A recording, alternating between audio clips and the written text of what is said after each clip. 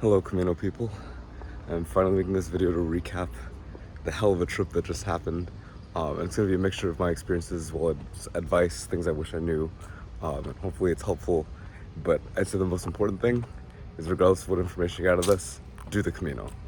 If you've done it already, do it again. If you haven't done it yet, book your flights. I mean, this is like, there are a few things in my life that I could say like definitively have like changed my life within the course of it happening, and that is absolutely one of them. So, I guess let's start. What is the Camino? It's a series of walks that monks did throughout Spain, and it was, as far as I understand, to deliver information kind of like from city to city. And so they take all these footpaths, and the footpaths, many of them have now become modern roads. So there's parts of the trail that actually go alongside the road. There's parts of the trail that are like through these really obscure parts of mountains, but they are literally across the entirety of Spain, and many of them across all of Europe. But almost all of them end in Santiago de Compostela, which is a city in western Spain, very close to the coast. And then if you've really got that extra little bit of energy, it'll take you to Fistera or Finisterra. There's a million ways to spell it. And that is the end of the world. It was like pretty much the furthest point, almost the furthest point out into the Atlantic that we'll say, old Western world was privy to. So like basically until Columbus sailed, that was where most people thought the world kind of ended, because it just went into the infinite Atlantic Ocean on that side. So, and it's, when you walk this, you're called a pilgrim.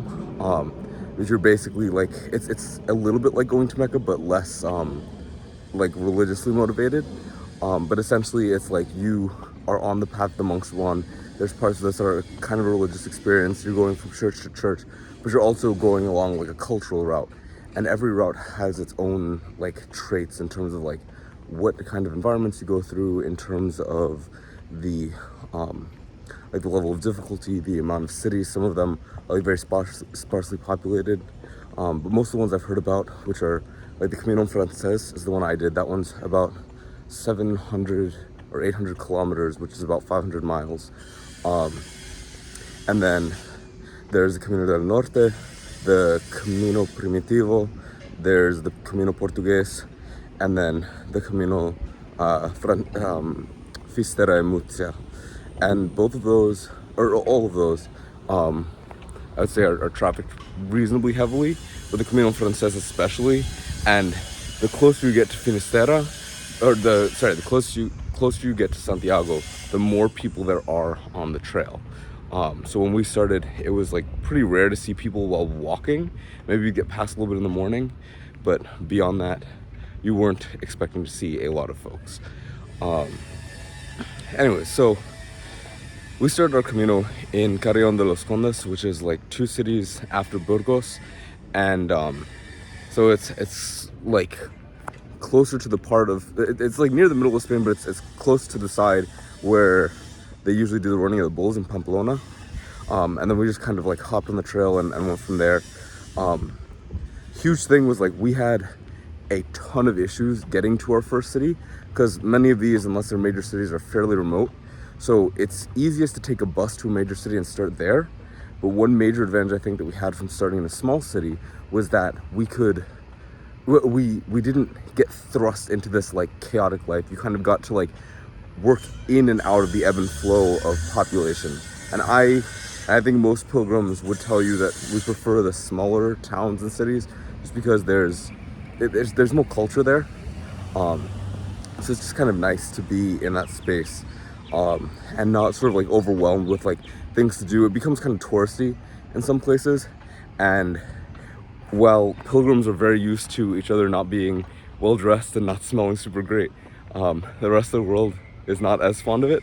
But I will say most people you meet in these cities may be like sort of in love with the fact that you're a pilgrim, and it's a really cool experience, because you can talk to locals, and like I've asked so many questions to people who just like live there, especially people who are visiting for like festivals. There's always some sort of party going on in some city, and usually you're able to get in. And so people are happy to tell you about like why they're visiting the city, what their family history is, like truly everything. The one exception I'd say to that would be in Santiago. The last 100 kilometers are really heavily trafficked because people who don't have a lot of time will typically just do those 100. Or many families will come and do just a 100 kilometer block out of one of the other caminos, and they'll come back year after year and gradually finish it. And still yet other people will go for way longer than the actual Camino is. Like I know some people who started in Austria, in Germany, in Italy, and in the Netherlands, and in Belgium, and they will literally go thousands of kilometers. It is the equivalent of crossing the Atlantic Ocean on foot. It's insane. But towards the end, you'll get to this one part where you have the last 100 kilometers to Santiago, and that part, they don't like pilgrims as much. It's got a lot more like little pop-up gift shops and stuff.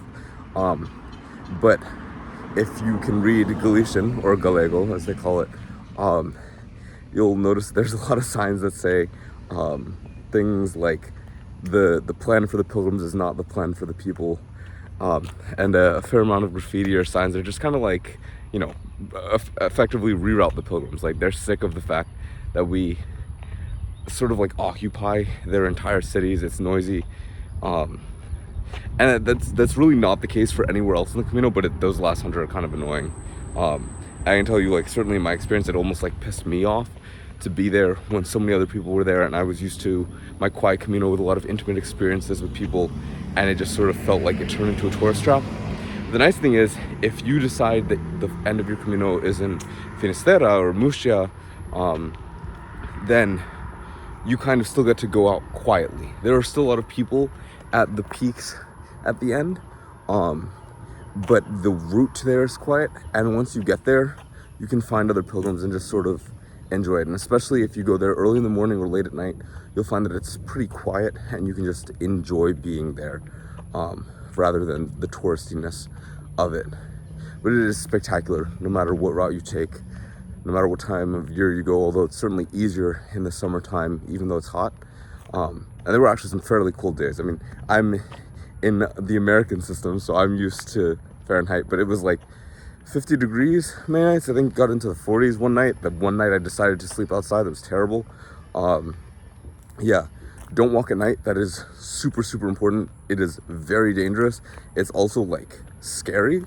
It's like bad driving combined with the fact that there are a bunch of historical buildings that are also abandoned, peppered throughout the place. And in America, those tend to be places that are littered with homeless people. It's not really the case in Spain. I didn't see a single homeless person living in an abandoned building, or anyone in abandoned buildings for that matter, but it's still just a measure of safety that you don't really want to be walking around there. Regardless, I would say one thing I used that night was a headlamp, and that is very helpful to have just in case you get caught in the dark. Most of the time people try and leave fairly early in the morning. I know a lot of people left at like 4 or 5. I would say our family usually left around 6 or 7, because if you leave that late, you have a little bit of time to like get breakfast, either in the city that you stayed in or in the next town after you've walked for about an hour and 30 minutes, because that's about how far apart things are, unless you're like truly in the middle of nowhere, like in the Matecas, which is like that's like almost in the middle of Spain. It's kind of the distance between Burgos and Leon. It's just sort of this like very empty space, which is where we started. And actually, it's funny because they say people go mad in the Matecas, but it's sort of, I don't know, it was nice to start there because everything else on the trip went up. Partially in elevation, but mostly just in like, it was, you start with like the least interesting part, then everything else just gets gradually more and more interesting. And like my parents I would say would prefer to like glamp than camp. And so for them, it was nice that we thrust them into an albergue their first night, because albergues are like designed for pilgrims. They're sort of hostels that are exclusively for pilgrims. But they've got like usually 16 beds in a room. They're all bunk beds. People are very respectful of your stuff there. You can usually leave it. They'll sometimes have you take your shoes off. They are varying degrees of like very accommodating, but they're almost always fairly clean. They'll clean it once a day. You usually have to check out by 9 a.m. and then check-in starts at 11. But some of them, that window is kind of shifted, and during that time they'll clean. Many of them have food available. Some of them it's included. A lot of them will have cold breakfast, but I would recommend just going to the cafes in town because they're fairly cheap. And the food is also way better and you have more options. But yeah, so like your typical diet there would be, is it just like the morning, maybe something with eggs, huevos rancheros, or yeah, like a lot of stuff with ham, lots of stuff with bread, and then your café con leche, coffee with milk. That is a staple no matter what time of day, like even at night sometimes. But that, and they also tend to have like fruit juices. Almost always there will be peach juice and pineapple juice, and then to varying amounts other, in my opinion, more interesting varieties like pear, apple. I mean, many of them have fresh squeezed orange juice, which is really cool. They'll just have a machine that like you can watch, it'll cut and squeeze the oranges in front of you. So that's really nice. Yeah. So, and then lunch is usually like bocadillos, or you'll see it written, it looks like bocadillos if you're not Spanish speaking. They're basically sandwiches, but they're like so much bigger than what you'd expect in the US. And I'd say in general that's pretty true. Like everything you're being served will on average be less expensive than in the US, and the portion size will be way bigger than what you're used to. But I felt like the food was a heck of a lot more nutritious there than it is here. And I'm someone with a lot of dietary issues, just like have developed throughout college and stuff. And I ate a lot of foods in Spain that I would have had a lot of difficulty eating in the US. It would have caused like stomach reactions and stuff, and yet was completely fine for the most part. Although I think almost every pilgrim will have at least one day of diarrhea, one day of food poisoning, but it just happens. It's your body adjusting. You're going to be all over a country. And there's a diet for everyone. I have a handful of friends who are vegans or pescatarians, and they got around fine. I mean, a little bit more difficult, but they usually figured it out. And some pilgrims even do cook, because a lot of these albergues do have kitchens, just sort of check ahead. And there's a handful of websites for booking your accommodations, but most, like I would say the one that is most common is booking.com, and they've got an app for that too. But you can usually text or call your albergue. You can even make reservations over the phone. And it's just very helpful to have that, so that when you are stopping, there's definitely a bed. Because especially like those last 100 kilometers, you can wind up in places where there really isn't anything. Or like there was one town that we went into, Saria, in the middle of a pilgrim festival, but ironically it meant that almost all of the albergues would be closed for the holiday. So you really want to know there's actually a place to stay. Now because we went as a family, although most people do not, we also wound up using a fair amount of like Airbnbs and like apartments and stuff like that to stay.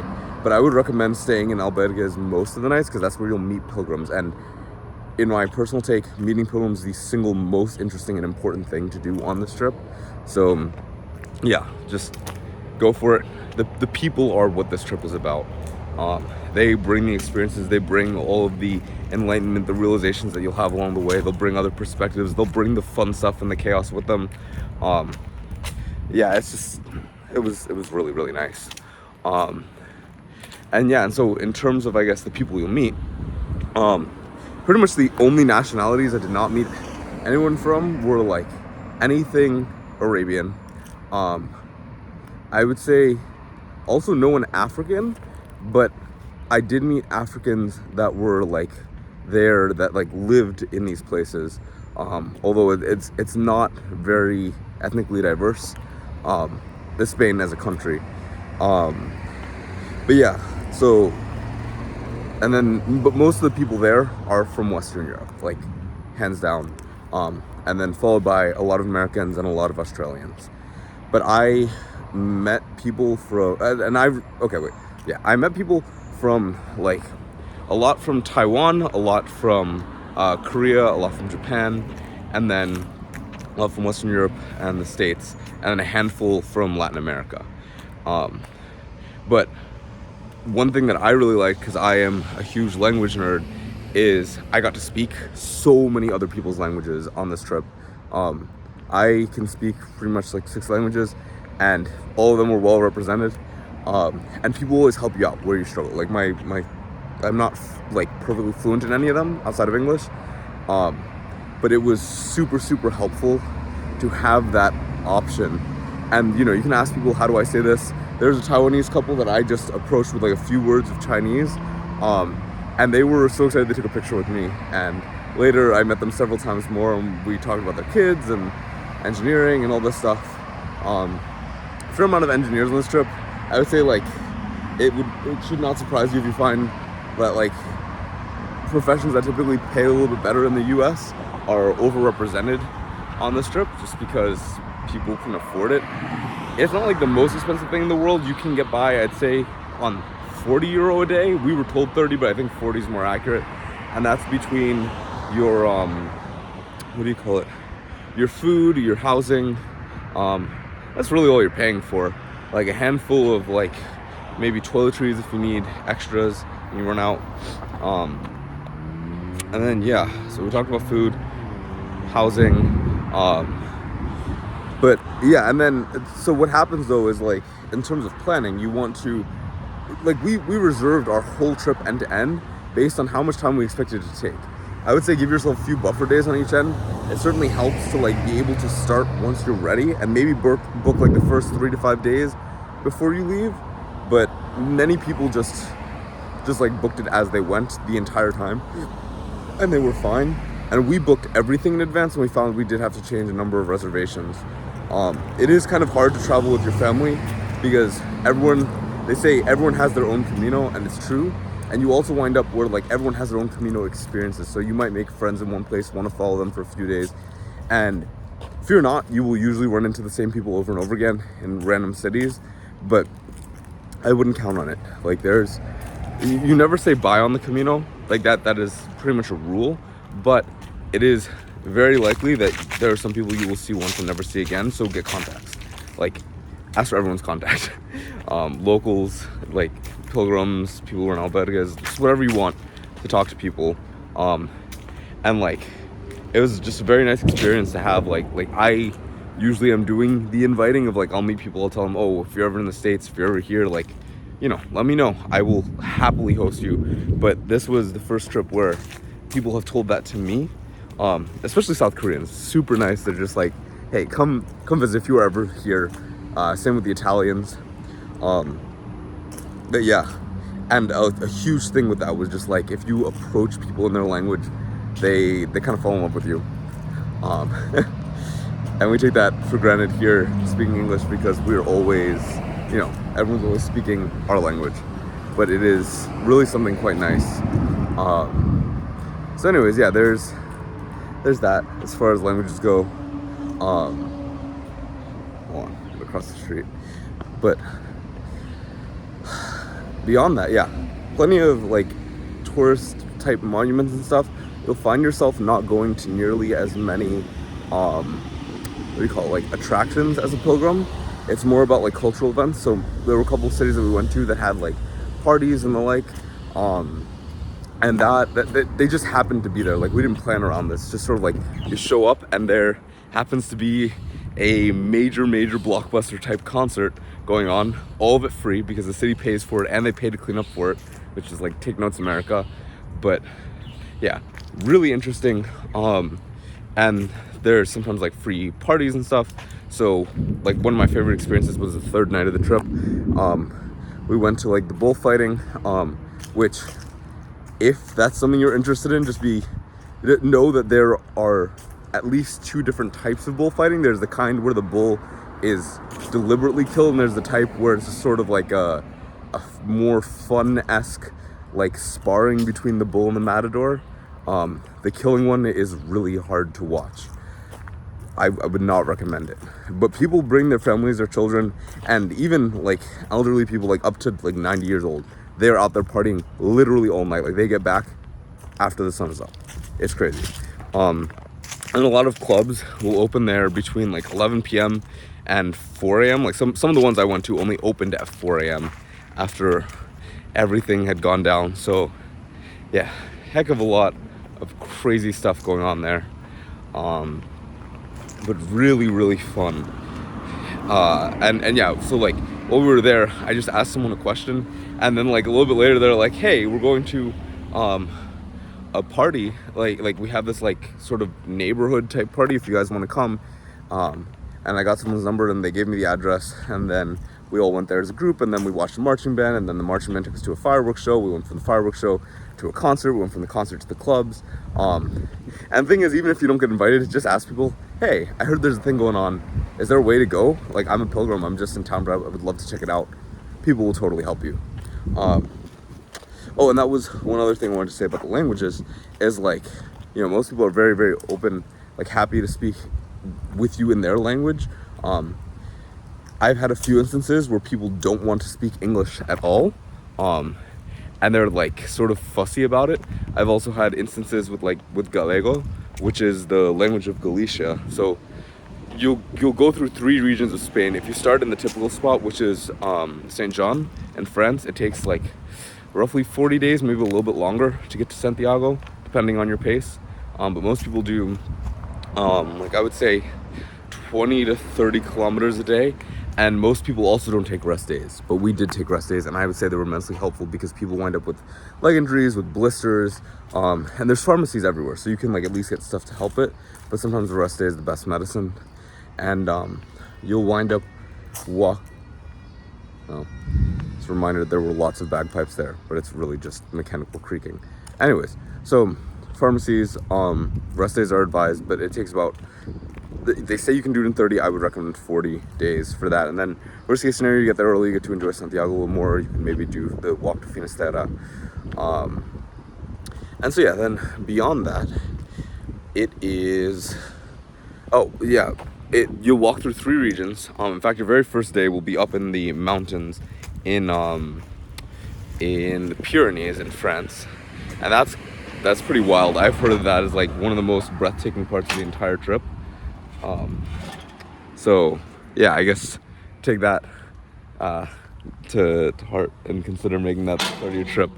But you'll go through basically 3 mountain ranges on this trip, and then you also start in the Basque region. They have their own language, but it is not really, it's like loosely related to French and Spanish. And then you've got the main part of Spain, the Castilla Leon region, and there's, you know, at the time that we went, there was a little bit of a not political upheaval, but like the graffiti always tells you the story of what's going on politically, where people are like unhappy that the 2 regions are merged. Many of them wanted independence. But anyway, so Castilla Leon, they just speak normal Castilian Spanish. And one note that helps is like just quick knowledge about Spanish, right? It's got pretty much all the same consonants that English does. The vowels A, I, O, U sounds like A, I, E, O, U, and they don't really make any other sounds. Then in Spanish, you also have this thing where like, well, in Spanish in general, your J's make H sounds, and I think that's like your T's and D's make more of a TH sound, but that's like pretty consistent. And then the important ones are, what is it? C, I, C, E, and Z make the th sound with your tongue like out of your mouth. And then what is it? G, I, and G, E make the h and he sound. So yeah, just that'll help you read signs. It'll help you ask for directions better, help you understand people better. But anyways, so Basque, then Castilla Leon, then you go through Galicia, and they pronounce that Galicia, and that one is amazing. Maybe my favorite part. They're all like very different environments, but in Galicia, I found that like 50% of people were like super excited that I was trying to actually learn their language because it's somewhat endangered, and the other 50%, like, I could tell they could speak it because they would speak it to other people. I'd ask them if they could speak it. I'd tell them I'm practicing, and they would still only speak to me in Spanish, and correct me in Spanish. So, just a little frustrating note, but it was just really nice. I love cultures and languages. So anyways, so that's kind of that part. I wanted to talk about what to pack, and kind of, I guess, how to go about a day. So yeah, so the first thing, let's talk about day, because then the packing will make more sense. But you sort of get up maybe 6, try to get out by like 7, and that's, you know, common. But like, I had many days where I either had like some stomach pain in the morning, or I just wanted more sleep, and so I have left as late as like 4 p.m. Although I would not recommend it, because you'll wind up arriving at like 11 p.m. and unless you've really got something already reserved and you've talked to the owner of the albergue, they're not going to let you in. Like, I have had to sleep on park benches, so don't do it.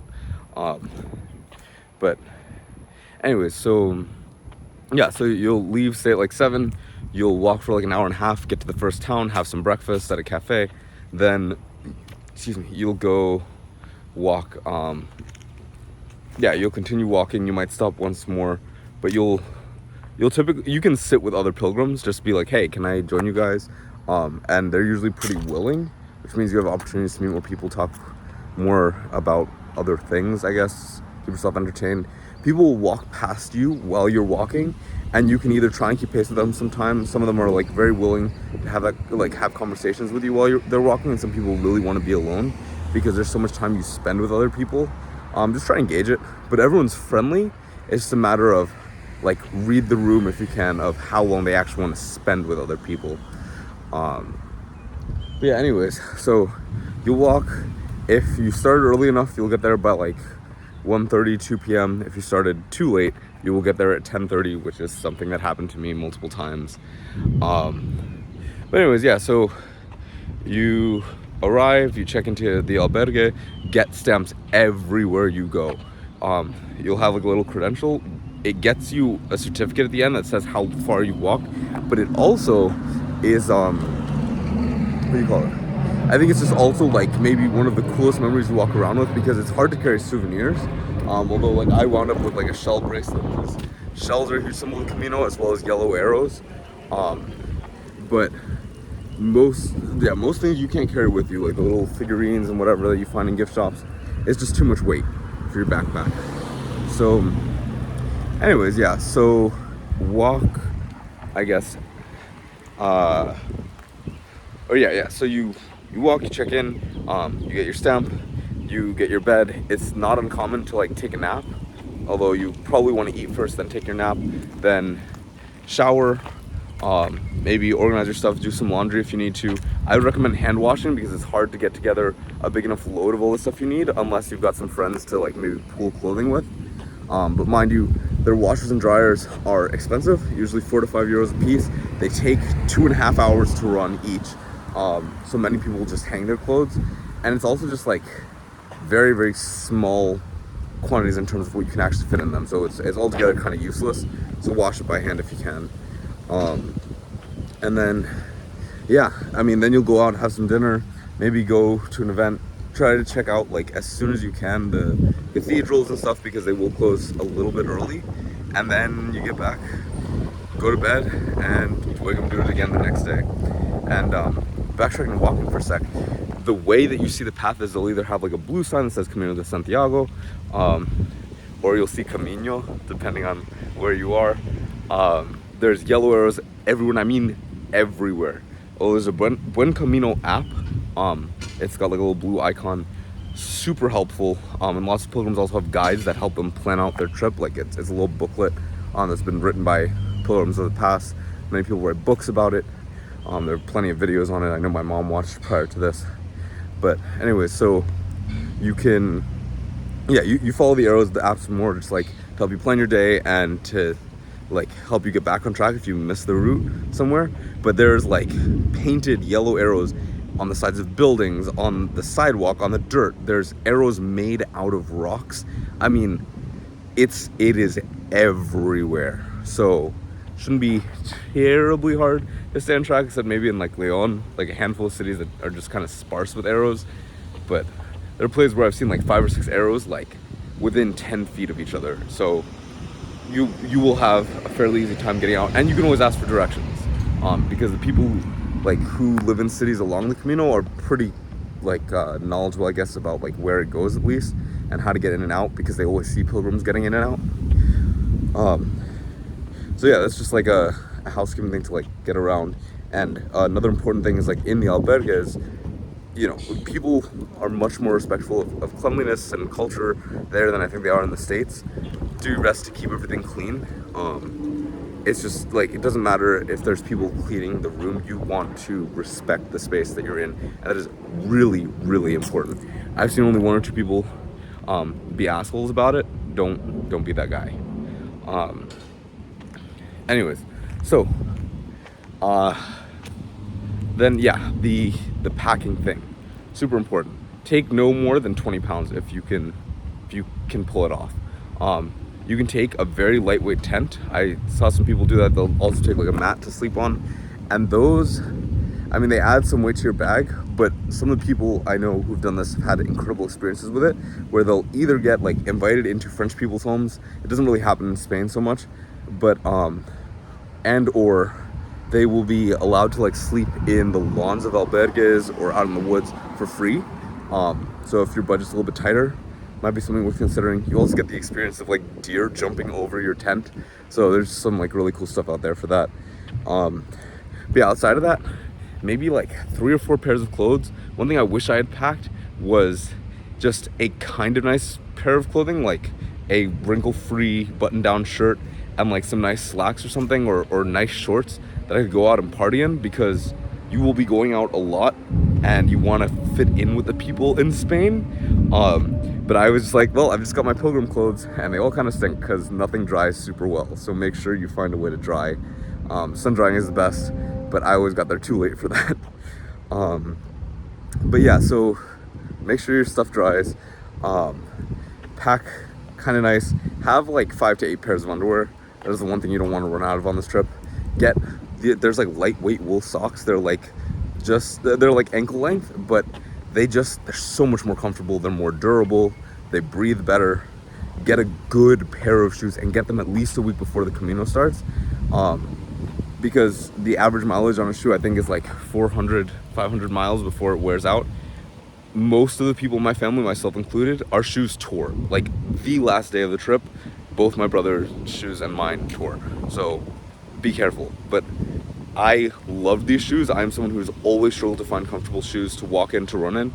These were perfect. I got Brooks, and we went to a place called Runner's Depot. I don't know where else they have it, but yeah, they'll like help you find the right thing. Hoka was also a really common brand. Asics were common, but shoes that are like legitimately for your comfort and support, those are gonna help you, because you're walking a lot of rocky areas.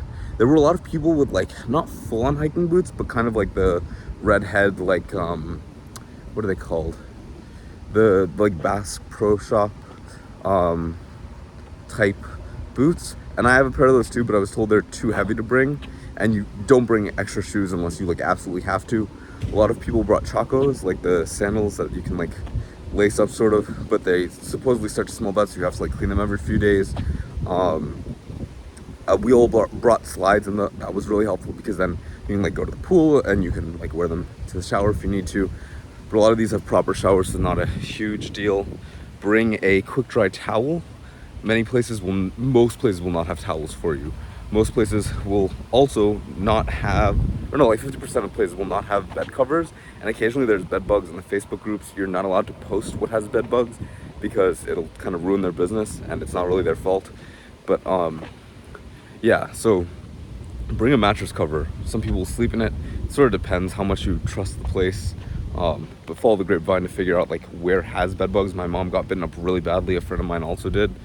But yeah, so you'll sleep in that. It'll prevent bed bugs. I also recommend, I always do this when I go camping, long sleeves, long pants when you sleep. Even if it's hot, it helps you not get bitten, and not touch things like poison ivy and sharp plants, which are somewhat abundant, especially as you go closer to the coast. So just like be wary of that. But yeah, then toiletries. I brought like toothbrush, razor, toothpaste, like hair gel. It's just like everyone's kind of got that like one item they want to like look nice. Like you bring like a comb. I know some people brought like lipstick or eyeliner. It's not that you're prettying yourself up for anyone, although there is some Camino romance that can happen from time to time.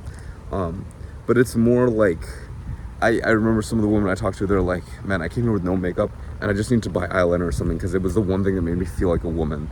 And it was like, you know, you do whatever you gotta do to like feel comfortable, to like really enjoy the trip, because like having nothing from home can be a major point of discomfort. And to that extent, I know we don't talk about this much in the US, but like toilet wipes, if you use them, oh my god, just bring them. Like super, super helpful. You don't need to like accommodate. I know some people like really struggled with that I've met, and you'll wind up talking about a lot of the like functional issues of like bathrooms and like foot problems and pains and stuff. It's just part of the journey. And then yeah, what you bring, I'm trying to remember what else. You've got the towel, you've got the shoes. Oh, bring a folder to put all of like you're gonna wind up with like tickets from places that you've gone to, like entrance to museums. You're gonna wind up maybe with like little piece of artwork and stuff, and you're going to want a place to keep all that where it's not gonna get like destroyed or bent and stuff. Bring any medications you need, ointments. I would say don't bring a thermos. I just get the 1.5 liter water bottles from there, and they last about like a week or two before they start to have any issues, and you just refill them everywhere. There's a lot of fountains in most places, not all, keep that in mind. And most restaurants will fill them up for you for free, but only if you've gone and actually bought something in the restaurant. Same thing with bathrooms. You're really only allowed to use them in Europe if you bought something. So just keep that in mind. But many places you can pay as you're leaving, even if it's more bar style, rather than paying like upon receiving items. Make sure to try the helado, which is like their ice cream gelato kind of thing, like fresh. So mostly out in the cities. There's some cities that are known for making chocolate. But I guess quickly backtracking, things that are helpful. A backup pair of headphones. I lost like one of my earbuds on the first day. Super, super helpful to have just the crappy ones from the airplane, because when I was going insane, when I was feeling depressed, like that was like the thing that helped me get through it. And you'll find like as you're going through, you'll wind up picking up some Camino songs that are like things that other people liked, or things that you know, you heard at a restaurant, and it's just sort of nice to have that. So you can like listen to those as you go, and like they'll kind of put a kick in your step. But what else? Yeah, so you got all that. Don't bring an extra pair of shoes, bring less socks. Oh yeah, we also had like a little blanket and pillow that we got on the plane. If you don't get it on the plane, like buy one there. Little blanket goes a long way, because it'll be warm when you go to sleep and it'll be cold when you wake up. It helps you have a better sleep, and anything you can do for that is great. Earplugs, I didn't use mine, but people do snore a lot, and I know plenty of other people did use their earplugs. I sleep mask, like a quality one, will help you a lot, especially if you need to like take a nap partway through and you're just like so tired you don't want to go on. Just literally just sleep on a park bench, sleep on the side of a bridge, and wear your sleep mask, and it'll help you loads.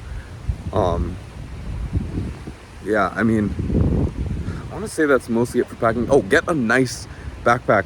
Many people are like giving them, well, not giving them away, but like you can get them secondhand.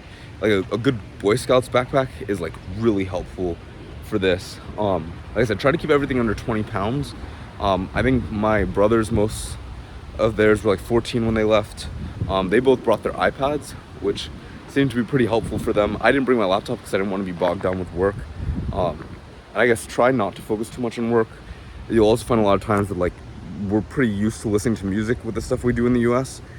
I mean, I would say dial it down if you can, like enjoy the environment, but there are times you definitely need to, and I've been there several times on this trip. Yeah, so what else?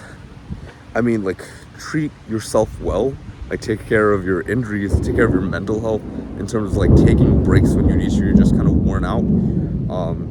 If you need to stop a city early, or if you've got extra energy, just do it.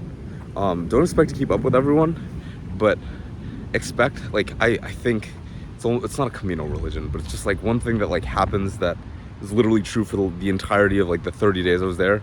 The Camino provides, in the sense that like you will always wind up meeting the people you need to meet at the right time. The crazy things will happen at the right time.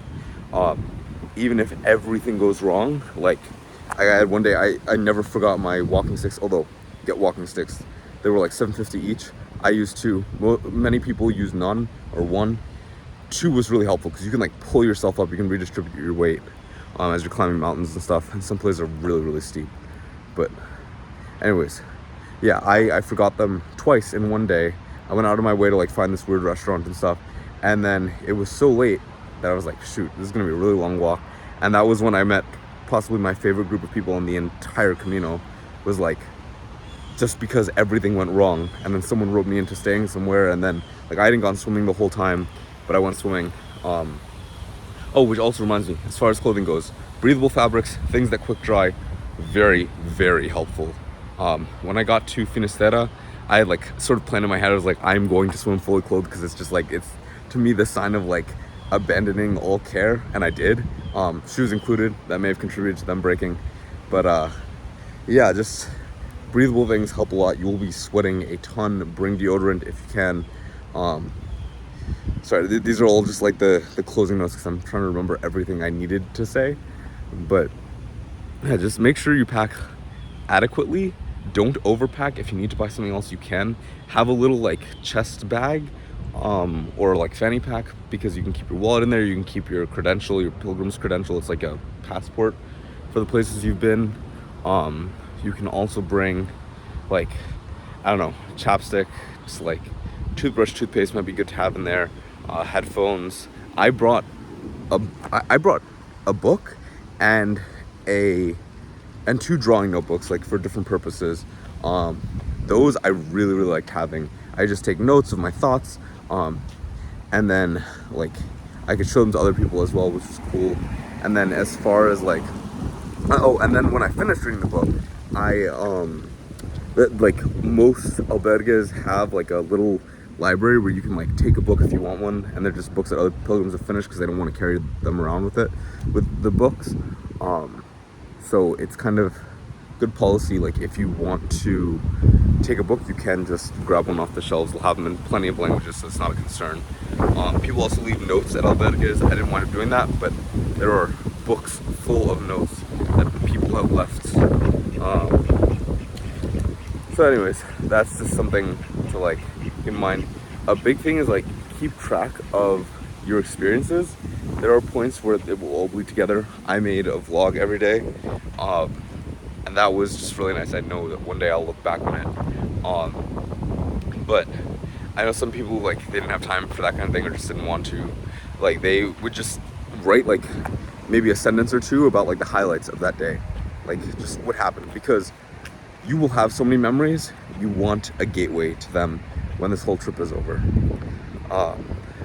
And so I'd say, in a nutshell, that's the Camino.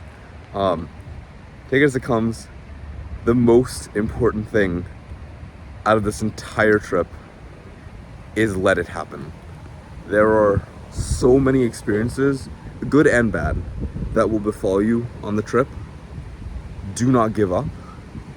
Don't try to change everything. Fix what you can, but don't lose your mind over it.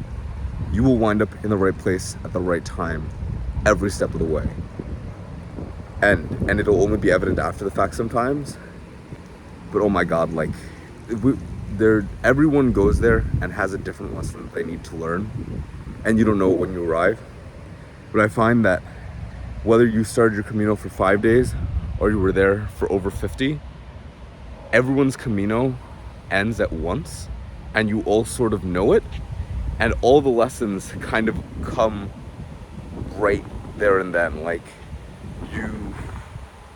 I don't know. There was a point in the trip where I was like, okay, where's my big life-changing moment? And then it literally did just like come. Like a few days before the end of the trip, it was like, oh, I just got settled with all the people who are teaching me how to be the version of me that I wanted to be for years.